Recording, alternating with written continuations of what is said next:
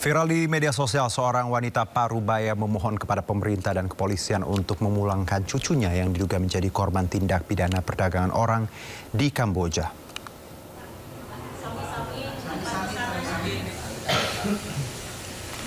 Video yang tersebar luas di jagat dunia maya tersebut berisikan harapan dan permohonan Imas kepada pemerintah dan kepolisian agar bisa segera memulangkan cucunya. 3 minggu lalu, sang cucu diketahui berangkat ke Jakarta bersama temannya untuk mengikuti seleksi salah satu tim sepak bola, yakni Sparta FC yang berafiliasi dengan PSMS Medan. Tanggal 26 Oktober, Rizky sempat menghubungi keluarga saat di Jakarta dan akan diberangkatkan ke Medan. Sehari kemudian, Rizky menghubungi kembali dan mengaku sudah berada di mes di Pulau Bali. Setelah ditelusuri, mes yang dimaksud ternyata berada di Malaysia. Dan beberapa hari berikutnya, tepatnya tanggal 4 November, Rizky mengabari bahwa dirinya sudah berada di Kamboja.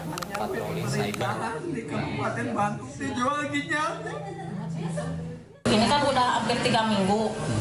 Kami ya was-was karena anak tiap hari ngeluh kalau dia itu dihukum, disiksa, berupa disuruh push up, banyak ketakutan, ya takutnya cucu kami kenapa-napa. Makanya saya viralkan. Setelah viral, alhamdulillah. Tapi kita akan terus berkomunikasi karena kan ini saya tahu ini lintas negara ya. Mungkin kalau memang perlu ntar harus koordinasi dengan pusat, itu pasti akan kita lakukan. Yang terpenting saya pengen ke depannya hal-hal seperti ini jangan sampai terulang lagi. Badan Eksekutif Mahasiswa Universitas Indonesia menggelar aksi demonstrasi menolak pengesahan revisi Undang-Undang Nomor 8 Tahun 1981 tentang Kitab Undang-Undang Hukum Acara Pidana.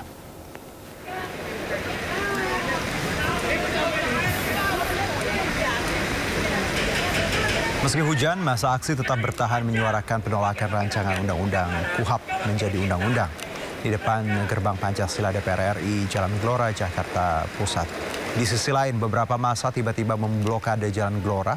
Sejumlah massa menghentikan laju mobil yang melintas dan menyuarakan setiap tuntutannya di hadapan para pengendara. Massa aksi juga membawa poster tentang penolakan RUU KUHP. Massa menilai revisi KUHP yang disahkan tidak mementingkan partisipasi publik.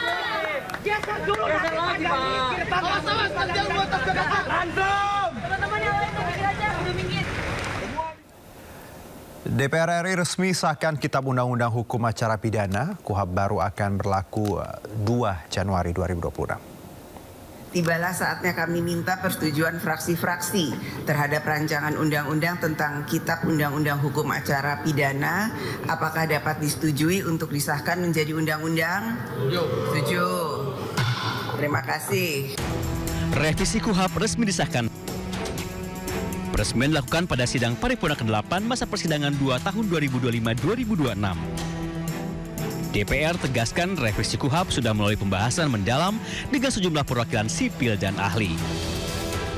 Menteri Hukum Supratman Andi Agtas memastikan KUHP yang baru saja disahkan akan berlaku pada 2 Januari 2006 mendatang.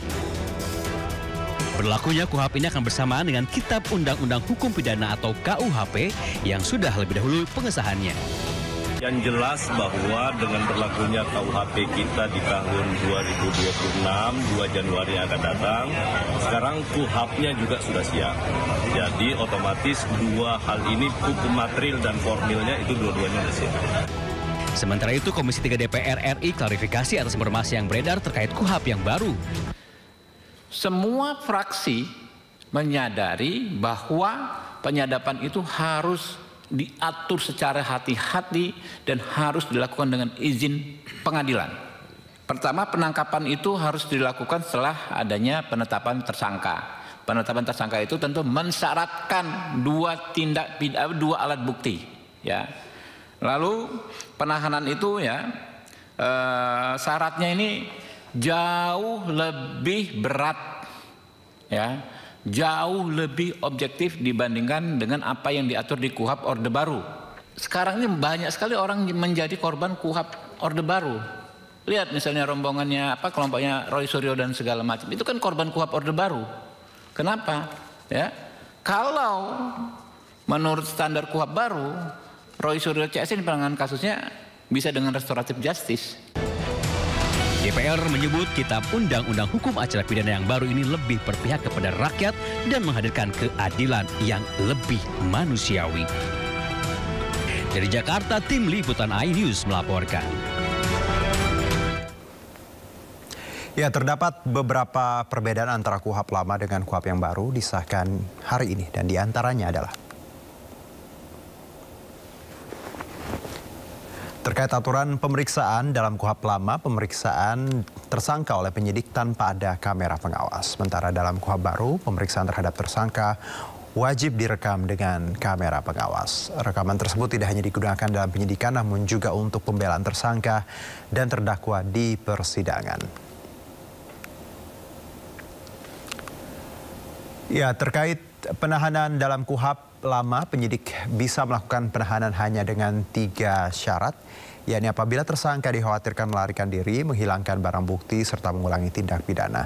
Sementara dalam KUHP baru, penyidik bisa melakukan penahanan jika memenuhi 8 syarat atau lebih sulit, yakni selain 3 syarat di KUHP lama ditambah 5 syarat lain, yakni apabila tersangka mengabaikan panggilan 2 kali berturut-turut, tersangka memberikan informasi tidak sesuai fakta, tersangka menghambat pemeriksaan, tersangka terancam keselamatannya, serta mempengaruhi saksi untuk berbohong.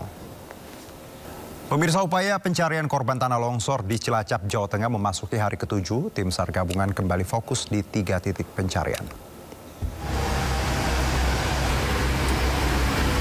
Tim SAR gabungan kembali melakukan pencarian terhadap korban tanah longsor di Cilacap, Jawa Tengah, dan memasuki hari ke-7. Tim SAR gabungan fokus pencarian di 3 titik, yakni worksite A1, B1, dan B2. Dalam pencarian hari ke-7 ini, tim Basarnas akan memaksimalkan penggunaan anjing pelacak, penggunaan pompa air, serta alat ekstrikasi manual dan modern. Selain itu, penggunaan drone dilakukan untuk memantau retakan tanah yang dapat memicu longsor susulan yang bisa membahayakan tim pencarian. Masih ada 5 korban yang belum ditemukan, 18 korban sudah ditemukan dalam kondisi meninggal dunia.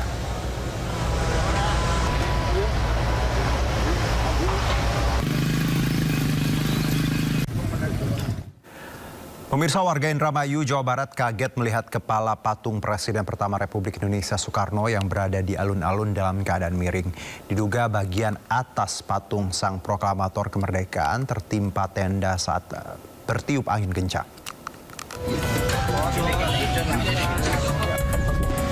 Warga Indramayu, Jawa Barat kaget melihat kepala patung Presiden pertama RI Soekarno yang berada di alun-alun dalam keadaan miring.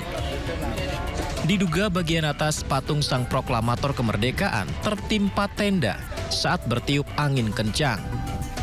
Sejumlah warga mendatangi alun-alun Indramayu, Jawa Barat untuk melihat patung Soekarno yang bagian kepala berada dalam keadaan miring. Sementara patung Muhammad Hatta yang berada di dekat patung Soekarno masih dalam keadaan utuh. Menurut petugas pemerintahan setempat, bagian atas patung Soekarno diduga tertimpa tenda acara yang belum sempat dibongkar. Saat ini pihak pemerintah daerah Indramayu tengah mencari siapa pihak yang membuat patung atau meminta bantuan pengrajin.